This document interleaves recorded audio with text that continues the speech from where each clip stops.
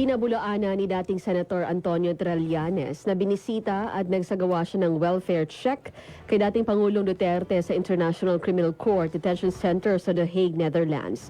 Binigyang diin ni Trillanes na si Duterte ay may access sa telepono 24/7 at maaring masabi sa pamilya anuman ang mangyayari.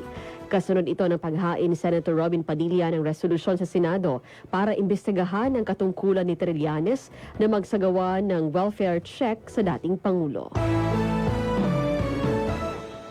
Ibinaba ng National Disaster Risk and Reduction Council nitong October 3 ang bilang ng mga nasawi mula sa magnitude 6.9 na lindol mula sa 68 mula sa bilang na 72. Ayon sa Civil Defense Communication and Advocacy Division, ang bilang ay naberipika ng Management of the Dead and Missing Cluster, isang bagong tatag na unit sa ilalim ng Department of Interior and Local Government.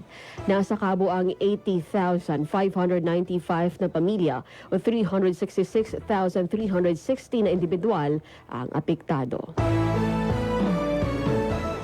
Inaprobahan na ng Department of Budget and Management ang pagpapalabas ng 1.62 billion pesos para muling pondohan ang Quick Response Fund ng Department of Social Welfare and Development at Department of Public Works and Highways. Ang pagpapalabas ng pondo ay naaayon sa direktiba ni Pangulong Marcos na bilisan ang relief and recovery efforts para sa mga biktima ng kalamidad. Sinabi ng DBM na makakatanggap ang DSWD ng kabuang 625 million pesos na QRF para sa prepositioning ng relief resources ng kanilang bodega.